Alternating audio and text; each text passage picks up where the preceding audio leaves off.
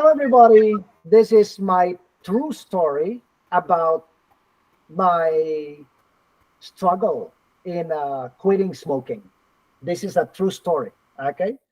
Um, so what I'm gonna do is, okay, it says it. This is my son, and this is me. My son literally saved my life.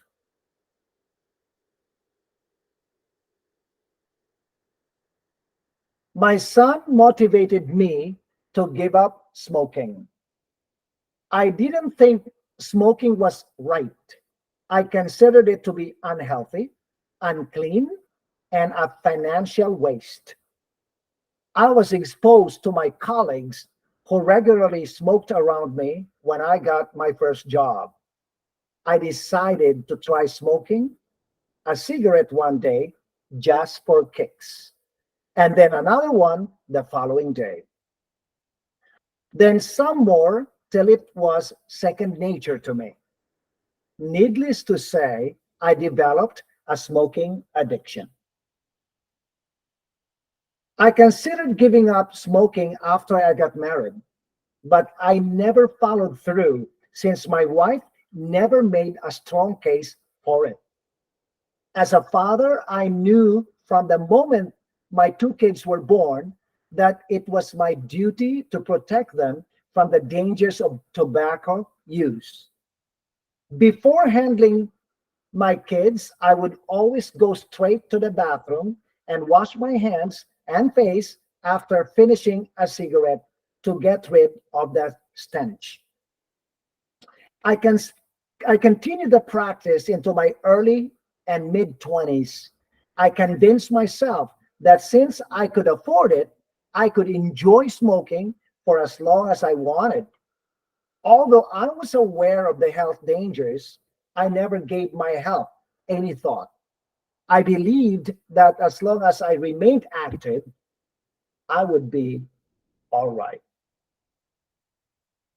When my son started junior kindergarten, he realized the dangers of secondhand smoke and the risk I was taking every time I lit a cigarette.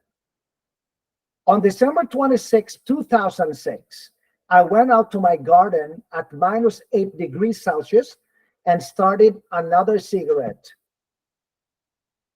As I leaned against the glass sliding door, I heard sporadic knocks from behind me. When I glanced around, I noticed my son fighting to hold back tears. I quickly extinguished my cigarette, returned to my living room, and then went to the bathroom to wash my hands and face. Then I returned to my son, lowered myself to his eye level, and he began crying. I asked him what was wrong. He told me, and I quote, "Daddy, in our class today, my teacher told us that people who smoke could develop cancer and die from it. I do not want you to die, Daddy. I love you." Then he hugged me strongly and continued sobbing. After that moment with my son, I couldn't smoke another cigarette. Every time I thought about putting a cigarette in my mouth, I could see his eyes pleading not to. That night, December 26, 2006, at 10:26 p.m., I smoked my last cigarette. The first 2 weeks were extremely hard. I was in constant craving for a cigarette. I decided to change my routine. I avoided coffee. I sucked on a menthol candy. I drank ice water. And often chewed on cubes of ice whenever I felt a strong craving for a cigarette. After 2 weeks, my craving died down. It's been 18 long years since that moment with my son occurred, and I've been smoke free. I feel healthier today. I can run 5 kilometers nonstop. I can climb a flight of stairs with no difficulty. I have better appetite, and modesty aside, I look much better as well. Best of all, I smell great all the time. My son has literally saved my life, and I'm grateful to him. I have once again proven that when you love somebody, when you love someone, you will be very willing to make sacrifices for him.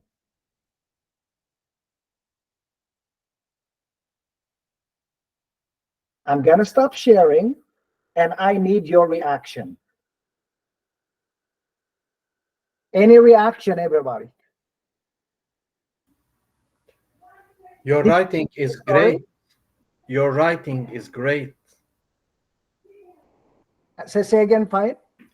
Your writing is great. Like you mean the way I organize it? Yes, your also your English level. The words you use are, yeah. Yes. Okay. You know why? Because when it is black and white, I need to be sure that I deliver a different level of English so that you can benefit. Right? You use a great vocabulary. Thank you so much. And also And the history is very nice. You can stop reading, right?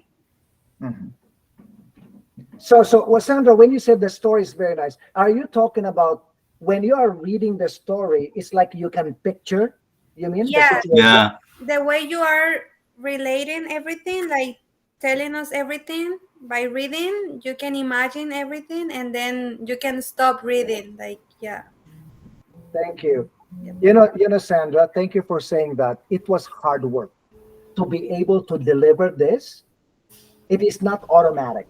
It is not like I sit down and I wrote it and it's perfect. No. What I did was it did a lot of revisions, maybe 3 times of revisions before I was able to come up with a very cohesive, organized storytelling. And also, sometimes I needed to inject some vocabulary, some adjectives to make it more dramatic and more detailed, right? And so, yeah, that's what I did. And I purposely injected some idiomatic expressions and some beautiful academic vocabulary because I'm also doing it to teach you English, right? So that's what I did. Yes. What Okay. I Any what, other reaction? what I liked most is the way you described your struggle with addiction and how you were impressed by your son and how he expressed his feeling of losing you. And Hmm. this has really impacted and this has really uh, had an impact on you. Correct, Fahid. Actually, you are so right because the reason why I quit is not because of my son's tears. When he said to me, Daddy, smoking causes cancer and you could die from it. And I don't like you to die, Daddy. I love you. That sentence broke my heart and made me I pushed myself to quit. And one of the reasons that I did not talk about in the story is that it's also me teaching my son discipline. Because if I did not listen to my son, he might not listen to me in the future. And so I listened to him as a good father. Because as a good father, I have to be a role model. And you cannot really teach your son to be good if you are not a model for him. And so that's everything was in my thoughts when I was in that moment. My wife, she never forced me to quit. She never even told me, honey, you quit. Never. She gave me freedom as a man to decide for myself. And because of this, I could quit. Because, men, we normally don't listen to the wife, right? I'm sorry to say this, women. But my wife, she never told me, oh, you've got to quit. Look at the children. No, never. But and so that's why I got so inspired to quit. And my son really gave me that inspiration, motivation, a push to really um, you know stop smoking. Any other reaction? Yeah, yeah. Maybe it's not for your only family. Even for us, we still need the teacher. Yeah, we still need someone who can teach our generation and next generation. Yeah, And it's sad, Jack, that parents nowadays, they are too busy to really um, take care of the children, you yeah, know. So because they are too busy, they buy them cell phones, they buy them cars, they buy them signatured clothes. yeah, It's just to cover their shortcomings. yeah, Yeah, you know what I mean. yeah, And yeah, so, but I was lucky in my generation.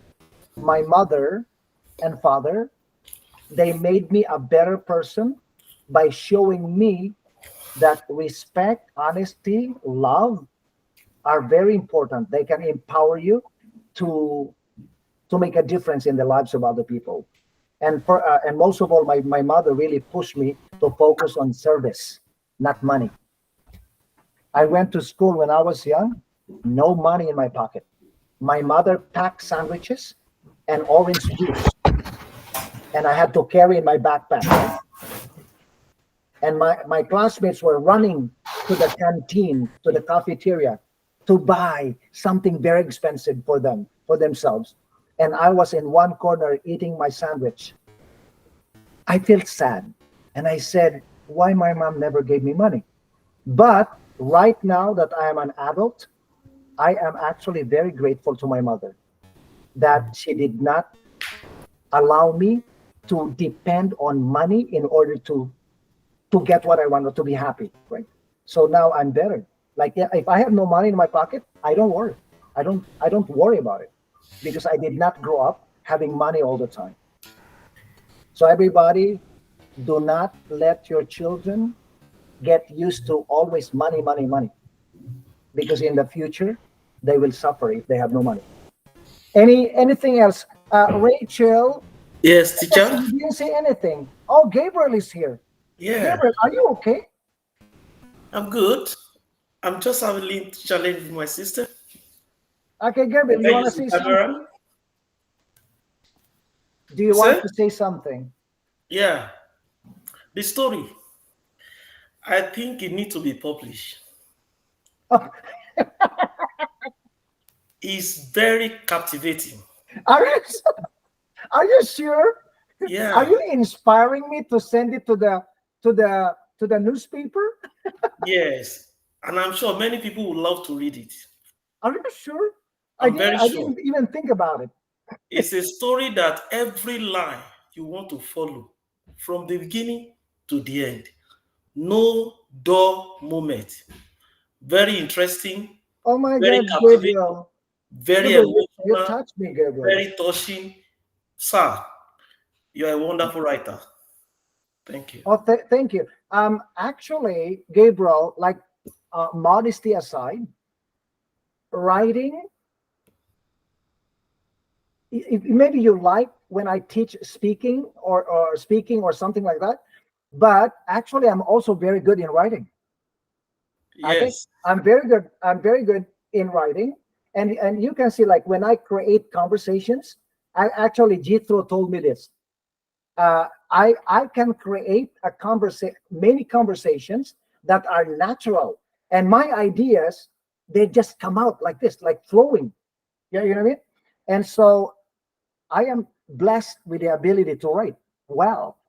That's why, actually, Gabriel, maybe it's also maybe one of the reasons as well is because when I was 24 years old, I I studied script writing. You know, script writing. Script writing means I studied how to write stories for movies. That's what I told you, right? I want to be a movie producer or a director, right? Because I had training. Okay, let's close this lesson. Anybody else? Sumaya, you didn't say anything. Gabriel, thank you so much.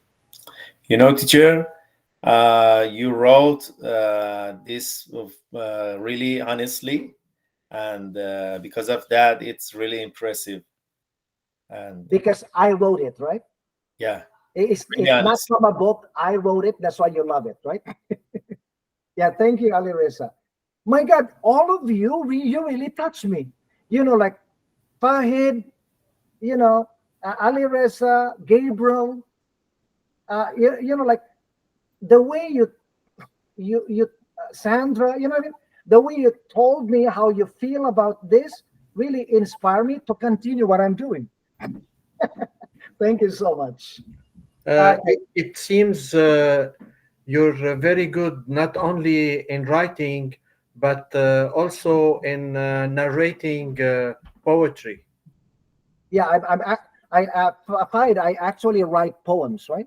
I have a poem book, and I have 21 or 22 poems published. Published, two in the U.S. and 20 in Canada. I used to write poems for a magazine, but the magazine now is it's canceled because the internet is, everything is on the internet now, right? Google. So I used to write poems. I'm amazed, really. Yes. Okay. So if you don't, thank you so much, Fahid. Fahid, what I like about you is you are humble.